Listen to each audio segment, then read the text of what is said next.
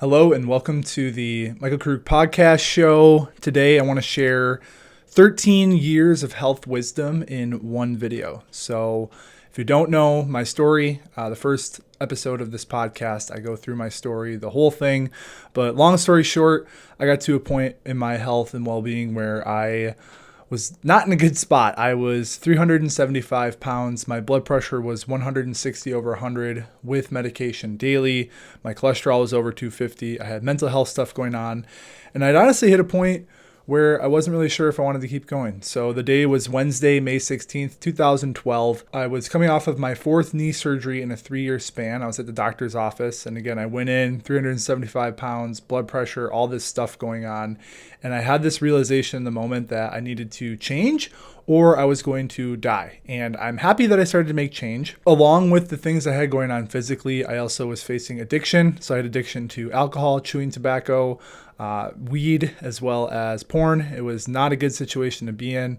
And honestly, I was at a point where I was just trying to escape the reality that I had created for myself. And I knew that I needed to make changes to create a new reality for myself going forward. So thankfully, I was able to change. And I'm going to share a lot of what I went through on my journey. This podcast is a little bit different. It's going to be more of the mindset and mental focused. The way I focus on health is meals, movement, mindset. So when it comes to physical health, obviously nutrition and fitness are important, but I also take into account the mental piece because the way that we think, the thoughts that we have become our actions, and those actions become our lived reality. And I always say thoughts matter and thoughts become matter. So this is definitely more of a mindset or mental focused podcast, but I do think that the points I'm going to go through today will be helpful for you no matter where you are at on your journey. So in this video, on my 13-year journey, I'm going to share 13 pieces of wisdom that I have gained throughout my health journey. And again, no matter where you're at on your journey, I hope that this helps you out. So let's jump in. The first piece of wisdom, and the number one thing when it comes to any sort of transformation in your life, especially when it comes to health, is that your belief in yourself will ultimately determine your success. So bringing it back to my story, like I mentioned, in that doctor's office, it was May 16th, 2012. I knew that I could change. I knew it was going to be challenging. I knew that it was going to be tough. I knew I had to learn a lot. I knew I had to completely revamp the way I was living from, again, exercise and nutrition, but also the way I was sleeping, my social circles, my friends. There was a lot that I knew I had to change, but I had belief and I had a knowing in my mind that I would be able to make these changes. And I think belief is so powerful because, again, it becomes the narrative that we tell ourselves. It becomes the guiding force. It becomes the way that we show up. It becomes literally, again, the actions that we take all comes from our belief in ourselves. And belief can work both ways, right? So if you believe you can change, you definitely will. And if you believe that you're stuck, if you believe that you're a victim to your circumstances, if you believe that you're in a position where it's going to be impossible to change, then you're also going to be right when it comes to that perspective as well, right? Belief is extremely powerful. As human beings, our brain and the way that we think about ourselves really dictates the actions and the way that our life unfolds in front of us. So again, belief is super important when it comes to being able to make these changes. Another thing about belief is that once you start to see results, your belief in yourself kind of elevates, right? Your confidence, your not just self-esteem and confidence, but also like your self-efficacy, your knowing and your abilities to be able to do these things increases, and your belief actually increases over time. And again, I can say 13 years in, my belief in my physical ability, my belief in my health strategies and habits and the way that I show up is as high as it can be at this point, and it's only going to keep getting better over time because I have belief that I'll continue to climb to higher heights and experience more growth as I go. So point number one is that your belief in yourself is going to determine the success that you see. So wisdom number two is to start with action and learn as you go. So again, going back to my story, literally when I got home from the doctor's office that day, I knew that I needed to change the way that I was eating. So I was heavily addicted to fast food. I was eating a lot of processed foods, high sugar, high fat, really tasty foods to the palate, things that tasted delicious, but I knew ultimately weren't serving me in the best way. And I knew I needed to make changes. So the first thing that I did nutrition-wise was I just completely quit fast food. Now, again, I shared in my story, but I was at a place with fast food addiction where I would secretively eat like multiple meals every time I left the house. For example, going through multiple drive-throughs, throwing all of the food wrappers away. And then when I got home, I'd pretend that I hadn't eaten anything and I would eat more. And I knew that that was a huge trigger for me, fast food and going through drive-throughs specifically. So I started with just, okay, if I want fast food, I have to go into the restaurant. And then it became, okay, no more fast food. Now, mind you, I was still eating foods that probably weren't super healthy. I was eating a lot of like Jack's frozen pizza and pizza rolls and mac and cheese, that kind of stuff. I was in college. But with that, I was able to slowly then adapt to different ways of eating at home. So I started buying like the frozen bags of skinless, boneless chicken breast. I started buying frozen vegetables. I started eating a lot of eggs. Now, I didn't completely give up processed food for a while, and I still haven't like fully given it up. It's obviously a very minimal part of my diet nowadays, but I was able to make these changes incrementally. And again, I just started intuitively knowing like, okay, fast food's not good for me. I should probably make some changes. Also with exercise. So coming off of these knee surgeries, I knew that high impact exercise like running was not going to be good for me. I didn't have the confidence right away to be able to go to the gym and execute on those types of workouts, which I'll talk about a little bit later. But I had a bike. I had a mountain bike that I loved. So I just started riding my bike all the time. So I started riding my bike to work. I would go for bike rides after work. I was probably putting in like 100 miles a week, even at, 375, 350 pounds. And again, I just started with action. I didn't necessarily know what the best strategies were, but I simply started. And I think that's something that a lot of people get hung up on. And I have found that a lot of people feel like they need to have the perfect meal plan or the perfect workout program or the perfect circumstances before they can get started. When in reality, when you start with action and then you figure out the plan as you go, it's going to unfold for you in a way that's actually going to fit with your lifestyle. A lot of people will invest into a workout program or a meal plan. They start to do these things, but it feels like there's a lot of friction to be able to do these things. It doesn't feel like it fits well with their lifestyle. And they ultimately end up failing after a couple of weeks or even months because what they're working on and what they're trying to do is not sustainable long term. So I found and I know that when you start with action, it usually fits into your lifestyle. You figure out how to make it work, and then the plan comes later as you go. So point number 2 here is start with action and figure it out as you go. And I always say start messy, start small, start unprepared, and start now, because ultimately that's what's going to help you get to where you want to go. Wisdom number 3 is failing to plan is planning to fail. So again, we start with action, but as we get into it, as we start to see some changes and as we start to have behaviors and habits that come into a part of our life and things that we can commit to long term, then we want to get strategic and start to plan. So again, when it comes to nutrition, I have a 24-hour rule, I call it. So at least 24 hours in advance, I have a general idea of where my next meals are coming from. So for me, I do a lot of meal prep.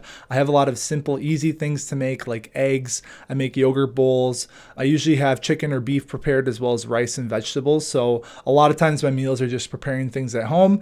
And for example, if I am working at the office for a day and I know I'm going to be eating out, I already have what restaurant or what grocery store I'll be stopping at top of mind, and I know that in advance. And even when it comes to things like fitness, having things scheduled, having a routine, so to say, so whether you're going to the gym Monday, Wednesday, Friday, maybe you're like Tuesday, Thursday, Saturday, Sunday, whatever it is, just having some sort of plan that again fits with your lifestyle, it fits with your routine. It's not taking you away from your family, it's not taking you away from other things that are important, but it's actually a part of your lifestyle and it's what you do and you actually commit to it and you prioritize it.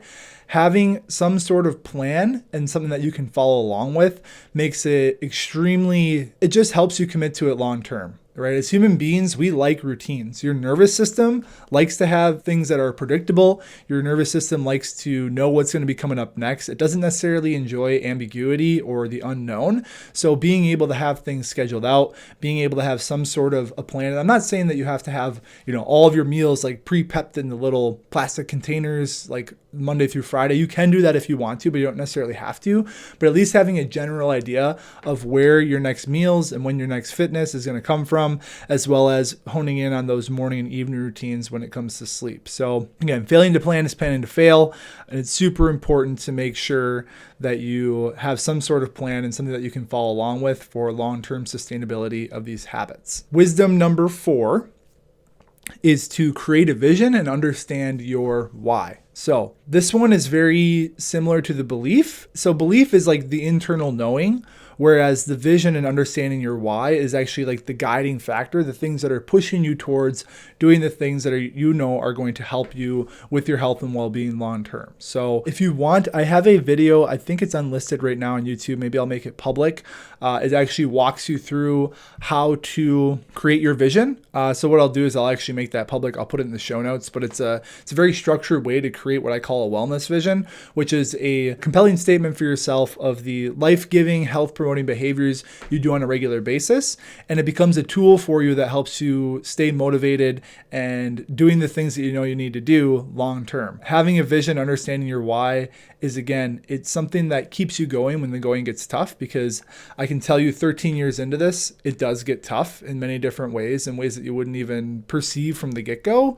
So having a vision and guidepost, not only does it keep you motivated and it helps you keep taking action day over day, but it also shows you if you're actually making progress, right? So if part of your vision is weight loss and you're not losing weight, maybe you need to change some of your actions. If part of your vision is improving your sleep, but you don't see your sleep improving, maybe you need to change some of your actions, right? Your vision is really a guidepost that shows you're on the right direction, as well as it gives you the opportunity to reflect on what you've done if you're making progress, and then to be able to strategically change your inputs or the stimuli that you provide to your body, or just what you're doing, your actions, to be able to make progress towards that vision. So another thing with vision too that's super important is when you create it, if you do watch the video, the values piece is so important. So as human beings, we are going to act in accordance to our top values. So being able to understand what your values are, whether it's work and career growth, if it's family, if it's extracurricular activities, maybe golf or hockey, whatever it may be. Maybe it's parenting and showing up for your kids. Maybe your top values are just being able to have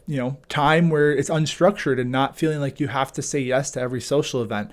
We all have different values. We all have different things that make us tick and things that we enjoy doing. So being able to get your values into your vision and then creating a lifestyle that promotes health but is also aligned with your values is an extremely important thing to do when it comes to making, again, sustainable change. And if you've seen my channel, if you've seen any of my videos or any of my social media content or anything I've written, I am all about sustainability of change, because it's one thing to lose a lot of weight or to make some really drastic changes to your health short term. And I feel like anyone can do that for a couple of weeks or months, but to be able to sustain it, like for me, 13 years, and to be able to sustain it for the way I talk with my clients, 6 decades is the goal that I have with all my clients, you need to be living in alignment with your values. So again, point number 4 is to create a vision, have a why, and making sure that that vision and why is linked back to your values so that you can commit to it long term. So wisdom number 5 is to focus on the inputs rather than the outcomes. And with my story, having lost 160 pounds, sustained it for 13 years, I'll sustain it for a lifetime as well, because I have strategies and habits that are going to keep me getting more and more fit over time.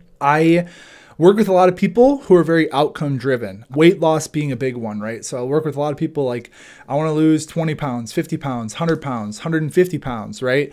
I'm not saying that having an outcome goal is bad or unnecessary, because I do think it's important to have something we're striving towards and having aspirations that we're working towards accomplishing.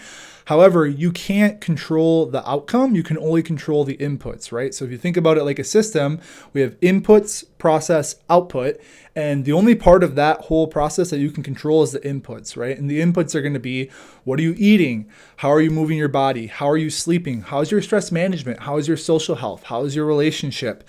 You need to focus on the inputs and the things that you can control in order for the outcomes to come about, right? If you think about it this way, the outcomes of what you're doing are more so a byproduct of the inputs and the actions that you take. So it's super important to understand I can only control my habits. When it comes to goal setting, when it comes to habits, I'm a huge fan of setting action-based goals. So that means that you're setting goals, or what I call experiments, with my clients, because experiment is more of a trial and learning, whereas a goal is a pass or fail. So having experiments in your life that is helping you realize, okay, is this strategy going to work for me long term? Usually experiment with things for a week to a month, and you kind of reflect on it and see, is this actually something I can sustain long term? Whether it's meal prepping, if it's healthy grocery shopping, it could be different types of exercise, whether it's hiking or weightlifting.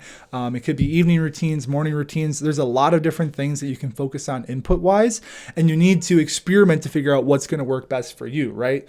What worked for me and my journey of losing 160 pounds, if you want to hear what worked for me, the first 3 episodes of this podcast, so it's my story, the way I exercised and the way that I ate to lose 150 pounds. Just because that worked for me doesn't necessarily mean that it's going to work for you. Okay, so it's really, really important to experiment and figure out, okay, I see what's working for other people. Some of that might work, some of that not so much, and figure out your own plan. Because ultimately, as human beings, again, we are driven by our values. We're driven by what we want to do. And we're also driven by knowing that we actually can accomplish the things that we set out to do, right? We want to build that self-efficacy.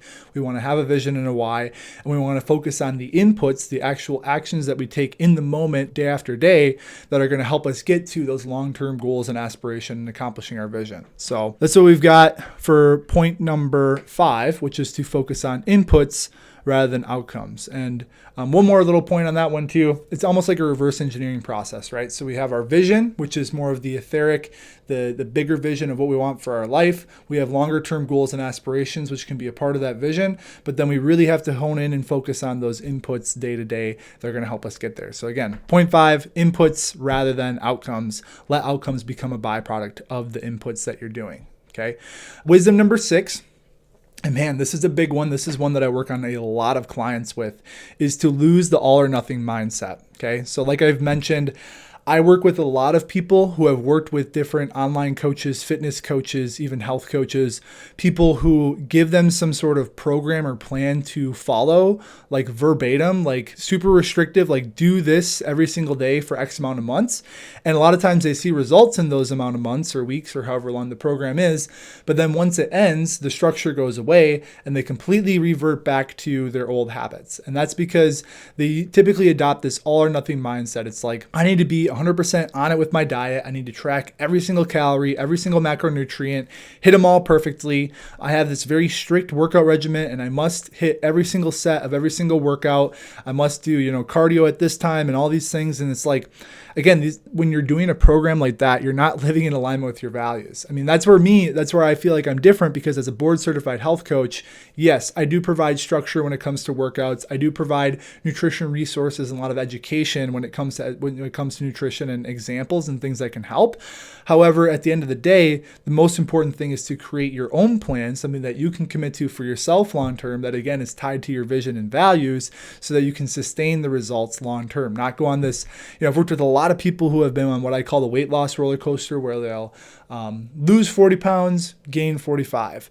Lose 40 pounds, gain 45. And they slowly creep up over time, even though the scale's going like this, like back and forth, up and down. And I help people find sustainability, because I'm not just prescribing them what to do. I'm helping them actually figure it out for themselves. And again, tying this back to point number 6, which is losing the all or nothing mindset. If your goal is to create sustainable change, you need to realize that it's never going to be perfect. Okay. You're going to get sick. Your kids are going to have sporting activities. There's going to be family emergencies. You're going to have late nights at work, and you're going to, get projects at work that take more time than usual. There's going to be vacations. There's going to be a lot of things that go on, right? The one that I see the most common, I think, is when people are doing really well, they're 100% on it, all or nothing mindset. I'm absolutely perfect with my nutrition and fitness.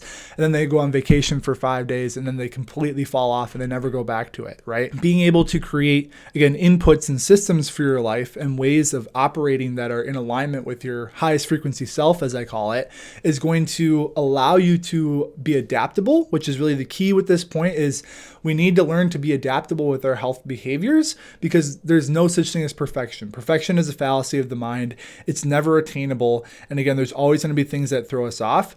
How do we create health habits that become our default, our go-to, so that if we do stray away from them, that's what we revert back to, right? Rather than, pizza and beer and watching Netflix and not working out being our normal. It's like going for walks, making healthy food, meal prepping. That's our baseline. That's our normal. And then when things come up, we're not going to be perfect, but we can adapt and then come back to that default as a way of just operating normally. So I hope this is making sense. And again, with the all or nothing mindset, the biggest thing is to become adaptable and to realize that you'll never be perfect, and to be able to come back to health behaviors being your normal when you do fall off for X amount of time. And even with that too, like, the vacation example specifically, if you do fall off for a bit or go on vacation, I should say, there are strategies to continue health habits even when the routines and the environment aren't what they normally are. And I work on that a lot with clients as well. Wisdom number 7 is to live the case study lifestyle. And I can't say that I'm the first person to use this term or concept. I haven't really seen it a lot with other health coaches or fitness coaches out there, but I wholeheartedly believe in living your life like it's a case study, right? So a case study, if you're not familiar, it is a study where they just take one individual and they look at what they do and they see how they respond to X stimuli, and then they kind of collect data from that. And I think approaching your life as a case study where you are the subject, you are the experiment, and you're constantly learning from what it is that you're doing is one of the best things that you can do when it comes to making health and well-being habits become a part of your new normal. The case study lifestyle, again, it's exactly what it sounds like. It's approaching your life as a case study where you are always learning, experimenting to see what strategies are going to work best for you over time. Now, this can be done in any domain. It can be with fitness, nutrition, mindset, social health, even substance use, sleep, stress management, all of these things. And I'm a big believer that as we're experimenting and trying new things, if we're taking time to reflect and collect data on ourselves, we're going to be able to make better decisions going forward, right? I wholeheartedly believe that the more data you have, the better decisions that you can make. So living your life as a case study and being able to critically analyze what you've done, look at where you started, where you're at, what did you do to get you here? And if you want to get there, what tweaks or changes or new things we need to add in or things we need to subtract to be able to get us from here to the next spot that we want to go on our journey. Again, we're always progressing towards this vision and these aspirations. We're focusing on the inputs. We're taking time to reflect on the inputs that we've done. And then we're trying to create the best routines and strategies going forward to get us to those vision and goals. So again, number 7 is living the case study lifestyle, continuously learning from what we do and keeping tabs on ourselves. And it's a lot of fun. Wisdom number 8 is to execute even when you don't feel like it. And this is a kind of a combination. I've seen this quote from different authors and different people in different ways. But the difference between an amateur and a professional, or someone who gets the job done versus someone who does not get the job done, is the ability to do the work regardless of how one feels. Okay, so the difference between an amateur and a professional is the ability to get the job done regardless of how one feels. Now, again, that's not a direct quote. It's a combination of hearing this quote in different forms. And I can tell you that this is extremely true. Circumstances will not always be perfect, like I mentioned. There are going to be days when all you want to do is lay on the couch and eat mac and cheese. There are going to be days where you have a workout scheduled and it's literally the last thing that you want to do. There's going to be days when you have healthy lunch prepared that you bring to work and everyone in the office is going to Chick-fil-A, and you got to make a decision in the moment, like, am I doing that or am I going to eat what I brought to work already that's prepped and healthy for me? I can tell you on my own 13-year journey, there has probably been hundreds, I'm not kidding you, hundreds of times where I didn't feel like working out. I had it scheduled and I went and did it anyway. And what I can tell you is that after getting to the gym and usually warming up for 5 minutes, those feelings go away and I'm ready to do a workout and I feel good about it. I can also tell you from, specifically from a workout perspective that I've never done a workout and not been grateful that I did it afterwards. As well as with nutrition, right? There's been many times in my journey when I had, let's say, shredded chicken and rice and asparagus, something already prepped that I could just heat up and eat, where I'd much rather, stop and get even Chipotle or stop and get a poke bowl, or I'd rather make mac and cheese or spaghetti. But because I already had things set in place for me, I just made the decision that was already made for me ahead of time. And I think the biggest thing here is that there are going to be a lot of moments where you don't necessarily want to do the things that are going to serve you in the best way, but the ability to do it anyway is going to help you see the progress and see the results that you want to see. And honestly, I think those are some of the moments where it's most important to commit to habits, right? A lot of times there's ebbs and flows, there's fluctuations in the changes that people are making and how we're making changes, especially when it comes to health behaviors. So being able to have those moments where it would be very easy to make a different decision, it would be very easy to skip the gym or to stay up late and watch Netflix and not prioritize good sleep, whatever it may be. But having the discipline to be able to do the things that we want to do, so to execute even when we don't want to, is one of the best skills that you can have. And like I said, it compounds over time. Looking at it as a form of resistance where it's like, there's hundreds of other things I could do at this time rather than work out. out, but I'm going to do it anyway. That shows you that you're really living into your vision. Your identity is changing. You're becoming that fit, healthy person who wants to keep that going long term. So the ability to do things when you don't want to do, when you don't want to do them, to execute even when you don't want to, is point number 8. And it's something that you are going to get a lot of benefits from when it comes to your journey. So wisdom number 9 is to share when ready. Now, this is a little bit different one. A lot of folks on their journeys are going to share with all sorts of people, and there's no right or wrong way to do this. Whether you're sharing with friends, family, social media, coworkers, whoever it may be, a lot of times people are very eager to share that they are on a health and fitness journey. And I think it can be great, but I also think that you need to do it from a place of recognizing that motivation and accountability that you're getting externally isn't always going to be the thing that pushes you to your goals, right? A lot of times people think that, okay, if I make a post on social media that my goal is to lose 50 pounds and I'm starting to go to the gym, you'll get a ton of like comments and likes like, yeah, you got this, go for it, do it. But I mean, that's a social media post. And after 3 or 4 days, it's going to be, just lost in the feed as well as all the other social media posts. You can't rely on other people's acknowledgement to keep you going when the going gets tough. And I think sharing is important. And the way that I would go about it and the way that I did it was there was certain people, really my closest trusted friends, some family members, not even my entire family, who I was like, hey, this is what I'm working on. This is what I'm doing. If you see me acting in different ways, choosing different options, having boundaries, things like that, just know that that's what I'm working on. But I wasn't super public about it because at the end of the day, I wasn't doing it for anyone but myself. Okay.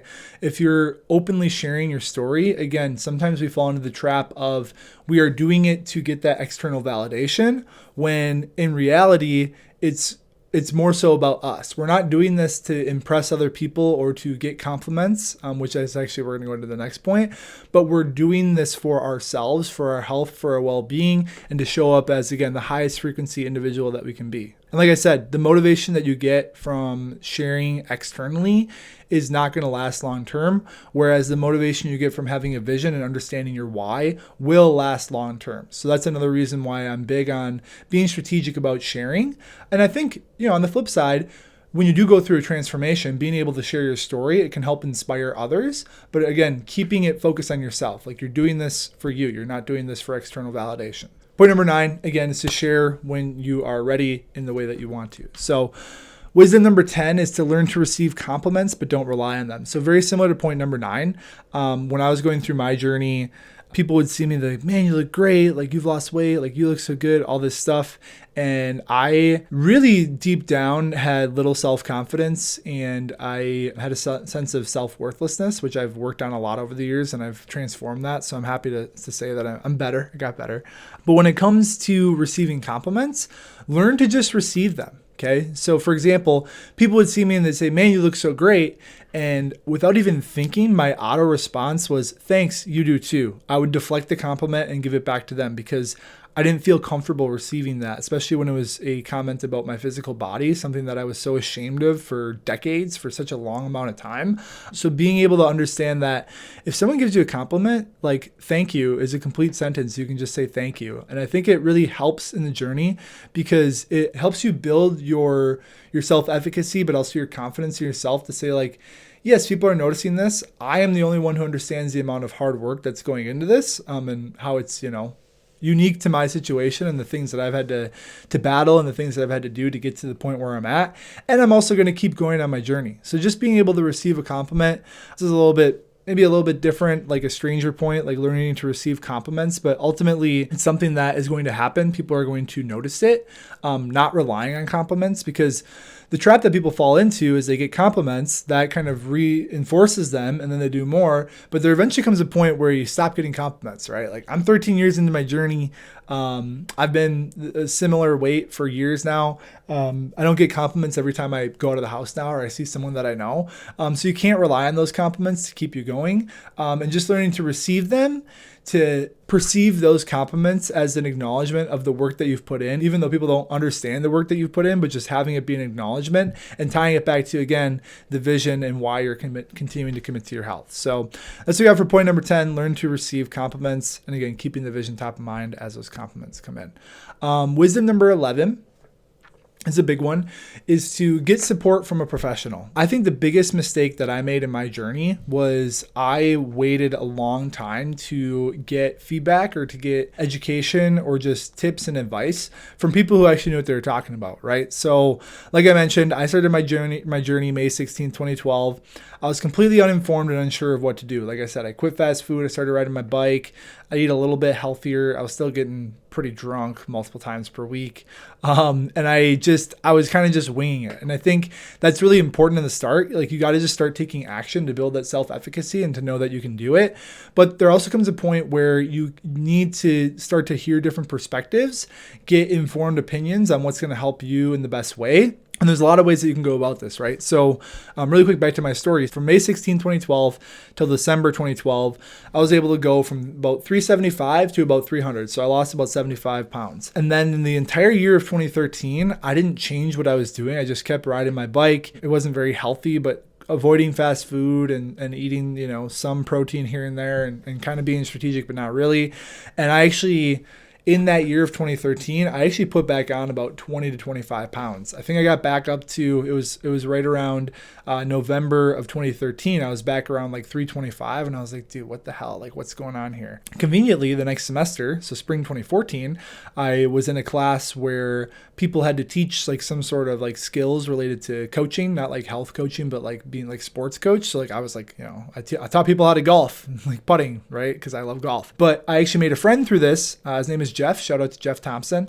He's a beast of a power lifter. Go check him out on, just search Jeff Thompson. I think Integrative Strength Systems. Shout out to Jeff. I don't know if he'll ever even see this, but he doesn't even know how big of an influence he's had on my journey. But in this class, his thing was he taught people how to power lift. And I was like, dude, like I haven't been lifting weights and like I'm really enjoying this. Like I was starting with just the bar, just a PVC pipe, honestly, to start. That kicked off my passion for weightlifting, right? Like I did weightlift in high school and whatnot, but I had fallen off of it for obviously multiple years, and that set me back. And then, I would go meet him at the gym and he taught me how to power lift. He taught me how to do Olympic lifting. I would ask him all these questions about like different types of working out and different types of lifting weights. And he gave me a lot of resources where I could do my own education. And, I was on bodybuilding.com and I was reading all these blogs, and it set off this ability for me to go and seek out information from professionals, from people who know what they're doing, and then to apply it to my own life. So again, when it comes to quote unquote, like getting support from a professional, it doesn't mean that you have to hire a trainer or a health coach, although that can help a lot. But whether it's watching my YouTube channel, if it's watching other YouTube channels, if it's reading blogs or reading Instagram posts from people who are professionals in the space, being able to amass this information to get support and learn from people who know what they're talking about is going to help you immensely on your journey. Another thing that it does, which I think is really powerful, is that when you're intaking information about things related to your goals, especially health-wise, it's going to keep it top of mind so that you keep working on it long-term. So again, for me, I waited a year and a half until I got any sort of support from a professional, until I started actually delving into this. And then obviously it's turned into my career. So I clearly enjoyed it. So again, getting support from a professional earlier rather than later, what it's going to really help you do at the end of the day is just collapse the time frame. So rather than taking, 5 years, it might only take 2 years. Rather than taking 3 years, it might only take, 18 months or a year, right? Getting support from a professional is going to keep things top of mind. It's going to help you stay on it, and it's going to help you get results faster. So that's point number 11, getting support from a professional. Wisdom number 12, or 12, whatever, is to find a community. And I think this is one of the most important factors that I didn't realize until I was well into my journey. Okay. So having a community of people who are working towards similar goals is an absolute game changer for any sort of journey, especially when it comes to health. Okay. Again, health changes, whether it's fitness, nutrition, getting your sleep right, stress management, this stuff is not necessarily easy. It can be extremely challenging. So being able to have other people who are in a similar journey, maybe not necessarily the same exact journey, but who are working on similar goals, who you can connect with, share with, celebrate wins with, confide in your challenges with, learn from, grow together with, is such an important thing, because as human beings, we're communal. We like to be around and communicate and spend time with other people. So being able to do that, especially when it's related to similar goals or outcomes that we're working towards, is extremely powerful, right? Also, I will say when you have a community, it becomes a reinforcing loop of you being able to make some changes and share your wisdom. Other people see that. They make changes and share their wisdom. Other people see that, right? It's like a string, right? Like as you continue on your journey, when you have trusted people who you can share with, you're going to inspire each other. You're going to hold each other accountable in different ways. And you're going to, new people who come into the community are also going to be inspired and make their own changes as well. I've actually seen this a lot within my coaching just in the last year. So last August, I started an online community. It's called the Inspired Wellbeing Community. I'll throw a link in the show notes if you're interested in checking it out. And it's been a game changer. It's a place where I have all of my current clients, former clients, and then anyone can join as well. And it is fun to see the interactions that go on, to see how people are motivated and inspired by one another. In fact, I sent out a survey to my former clients last week. One of my clients mentioned that this community, even though it wasn't a part of the program when we worked together, she joined the community and she's like, this has been just like, it's helped me make even more progress.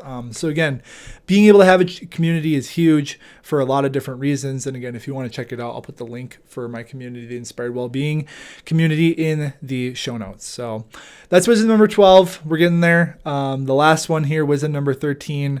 It's my new mantra from life. It comes from Alex Hormozy. And wisdom number 13 is, if you do not quit, you cannot fail. It's as simple as that. The journey is never linear.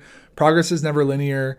There's ups and downs, wins and losses, successes, challenges, failures, all of these things. And at the end of the day, as long as you keep going, you have that belief, you have a vision. But at the end of the day, if you just keep going towards what it is that you know you want to accomplish, you'll get there. I can tell you, when it comes to health, when it comes to relationships, when it comes to business, this is my mantra for life. If I do not quit, I cannot fail. And I have seen time and time again where things get tough. For a season, you get through it and you keep going and you experience higher heights after that. Again, it's a choice that you have to make every single day to commit to yourself. It's a choice that you have to make every single day to take action. But the more you do that, it compounds on top of itself. And then you can look back 5, 10, 13, 20, ever many years it is, and see that the fact that you just continued to go, you had belief as you went, and you never gave up, that's just going to bring you to where you want to be. So again, the further you go, the more enjoyment you'll find. Never give up, embrace the challenges, and show up. And I can promise you that it's always worth it. Those are my 13 wisdoms, 13 years of health wisdom in one video. I hope you found this valuable. Like I said at the start, this isn't like macros and workouts and nutrition, and it's not maybe as tactical as other videos that I've put out are, but I think that these mind frames, these 13 pieces of wisdom and mindsets and ways to perceive your journey are going to be really, really helpful for you, not just when it comes to health, but when it comes to any domain of life. And again, mindset is a big piece, right? Like I mentioned at the start, our thoughts become our actions, and our actions become matter in the reality that we live. So our thoughts matter and our thoughts become matter. So again, if you enjoyed this video, please subscribe. Helps me get the word out to more people who I think would find value and be able to make some changes based off of these videos. As well as I want to know too, I've mentioned this in the last podcast as well, but if there's any topics that you want to see me do deep dives on, I'm happy to do that. Drop it in the comments. And also too, let me know of all the pieces of wisdom that we shared today, which one resonated with you the most. So drop that in the comments. Again, subscribe, and as always, keep inspiring. Thanks.